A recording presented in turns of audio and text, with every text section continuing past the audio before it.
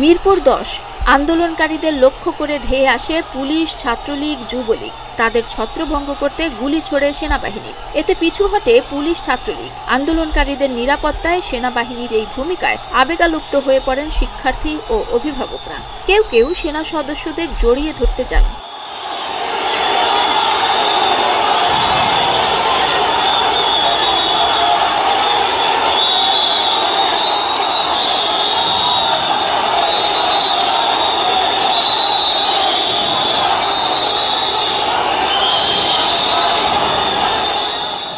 সেনাবাহিনীর কাছে নানা রকম অভিযোগ তুলে ধরেন বিক্ষুব্ধরা। শনিবারই জনগণের স্বার্থে ও রাষ্ট্রের যে কোনো প্রয়োজনে সেনাবাহিনী সবসময় পাশে আছে ও থাকবে বলে জানিয়েছিলেন সেনাবাহিনী প্রধান জেনারেল ওয়াকারুজ্জামান। এ ঘটনা খানিকটা যেন তারই প্রতিফলন। তবে কেউ কেউ সেনাবাহিনীর উপর ক্ষোভও প্রকাশ করেন। সেনাবাহিনী আমাদেরকে দমাতে পারছে না দেখে তারা বললো যেতে দাও, এমনিতেই ওরা মার খেয়ে পিছাবে। সেনাবাহিনী ছাত্রদেরকে নিরাপত্তা দিতেছে, বাট ওইখান থেকে ওনারা সেনাবাহিনীর সামনে ফায়ার করতেছে। এগুলো কি মাইনে নেওয়া যায়? আপনারা বলেন। ছাত্রলীগ সন্ত্রাসের, ছাত্রলীগ যুবলীগ সন্ত্রাসের ভাই, এগুলোর বিচার কেউ করবে না। আমরা সকালবেলা শান্তিপূর্ণ সমাবেশ করতেছি, আমাদের উপরে ককটেল ছাড়া হয়েছে, তারপর থেকে এতগুলো পাবলিক খেপছে।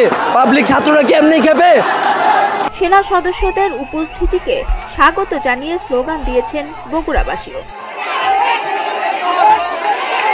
রবিবার শহরের কালীতলা এলাকায় এমপি রাগেবুল আহসান রিপুর গাড়িতে আগুন দেয়া হয়। সেই আগুন নেভাতে সেনা সদস্যরা তৎপরতা শুরু করলে সন্তোষ প্রকাশ করেন আন্দোলনকারীরা।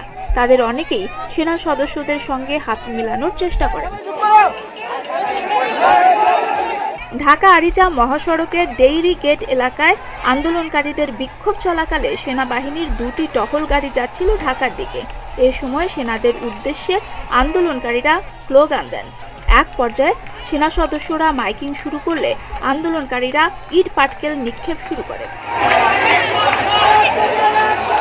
রবিবার সন্ধ্যা থেকে অনির্দিষ্টকালের জন্য কারফিউ জারি করেছে সরকার। এ সময় বাংলাদেশ সেনাবাহিনী সংবিধান ও দেশের প্রচলিত আইনের আলোকে তার প্রতিশ্রুত দায়িত্ব পালন করবে। এক সংবাদ বিজ্ঞপ্তিতে এ তথ্য জানায় আন্তঃবাহিনী জনসংযোগ অধিদপ্তর। ডেস্ক রিপোর্ট, প্রতিদিনের বাংলাদেশ।